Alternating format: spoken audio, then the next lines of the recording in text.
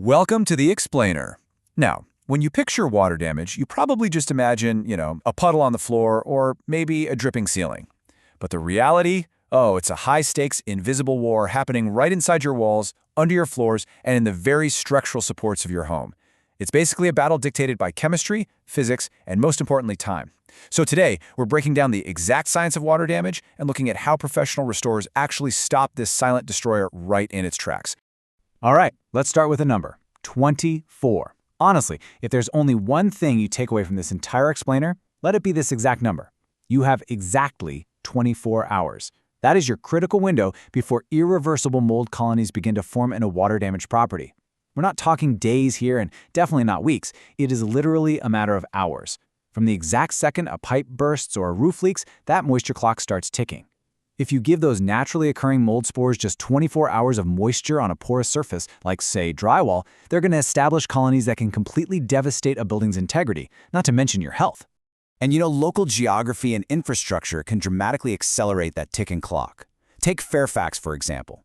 It faces what the professionals call a perfect storm for water damage. First off, summer humidity regularly hits 70%, which is just an absolute playground for mold. Combine that with the clay-heavy soil you find in neighborhoods like Daniels Run, which literally traps groundwater right up against foundations, aging 40 to 60-year-old plumbing systems in Eakin Park, and those constant winter freeze-thaw cycles that crack foundations. Well, it's a recipe that makes water intrusion not just a slight possibility, but honestly, an inevitability. So, back to that puddle you mop up on your hardwood floor? Yeah, that's merely a symptom. The true enemy here is completely invisible, and it migrates incredibly fast. Water rapidly wicks unseen into wall cavities, soaks deep into subfloors, and travels straight up your drywall through capillary action. It's wild. By the time you actually notice a small yellow water spot on your ceiling, or maybe your baseboards start looking just slightly swollen, massive amounts of moisture have already compromised the hidden structural supports of your home. This is the moisture clock that professionals are constantly racing against. Look at hour 1. Water is already deeply saturating drywall and subfloors. It moves instantly. Fast forward to the 24 to 48-hour mark, and hidden mold colonies are aggressively establishing themselves right inside your walls. And those 3 to 5 days? That's the actual timeline for proper, professional structural drying to bring those materials back to a safe moisture standard. Every single minute you wait just gives the water a free pass to migrate further. Because this clock is so unforgiving, guessing just doesn't work. True professionals rely on a fascinating, highly technical protocol called the ANSI IICRC S500. I know it's a mouthful, but it is an exact science that completely separates true restoration experts from, your standard neighborhood cleanup crews. The S500 isn't just about grabbing a mop. It's a highly calculated, mathematically verified process. It involves strict documentation and advanced psychrometric drying principles to ensure the building envelope is genuinely 100% dry, which prevents secondary mold growth down the line. Now, that scientific process always starts with categorizing the threat the absolute second crews walk through the door. For instance, a burst supply line? That's Category 1, clean water, requiring rapid extraction and drying. Then you have Category 2, gray water. Think a dishwasher discharge. This introduces Meyer contaminants, so you're going to need extraction plus antimicrobial treatments. But Category 3? Oh man, that is black water, from sewage backups or floodwaters. It is highly toxic. We're talking hazmat gear, physical removal of porous materials, and heavy-duty EPA disinfectants. Treating a Category 3 disaster like a spilled glass of water is a really dangerous amateur mistake.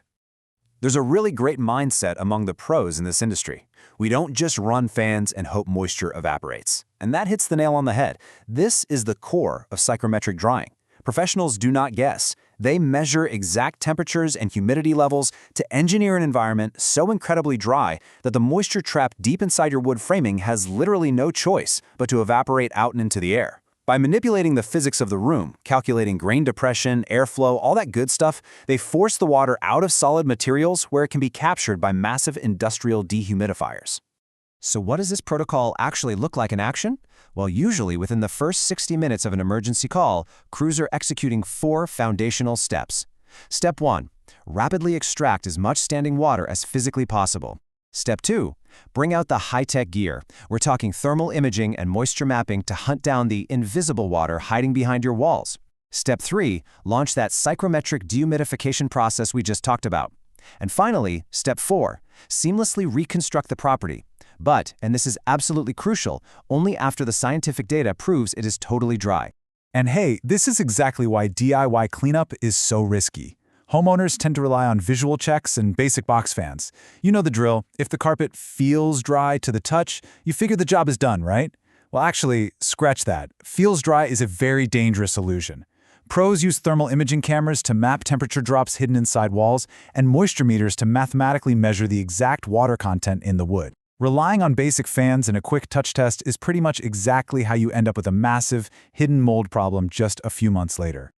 To really ground this in a tangible structural threat, let's look at one of the most expensive casualties of water damage, the subfloor danger zone.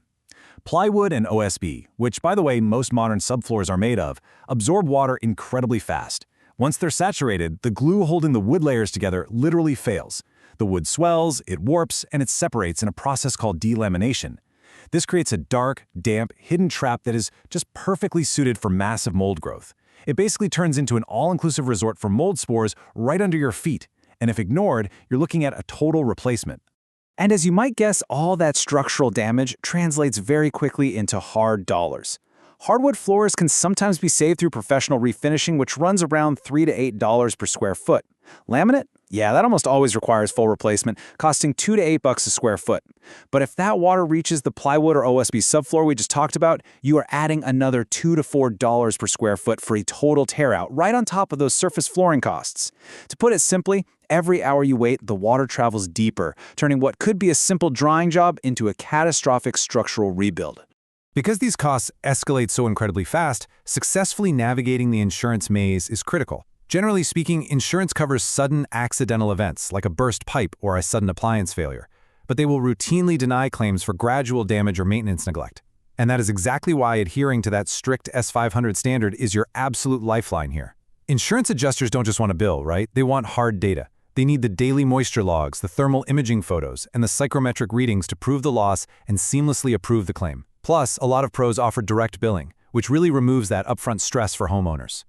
When you really look at the science, the speed of the migration, and the exactness of the protocol, it all boils down to one simple fact. It is a race against nature. Proper water damage mitigation is absolutely not just about cleaning up a mess. It is a highly calculated, heavily monitored scientific intervention designed to save the fundamental integrity of a property before nature reclaims it with mold and rot. So, as we wrap up this explainer, I want to leave you with a thought. If a pipe bursts tonight in your property, what will your first 60 minutes actually look like? Are you going to grab a towel and a box fan, crossing your fingers and hoping for the best? Or will you use the science and precision required to actually stop that invisible clock? The choice you make in that very first hour dictates the ultimate fate of your walls, your floors, and for sure, your finances. Thank you so much for joining me on this explainer. Keep learning and stay prepared out there.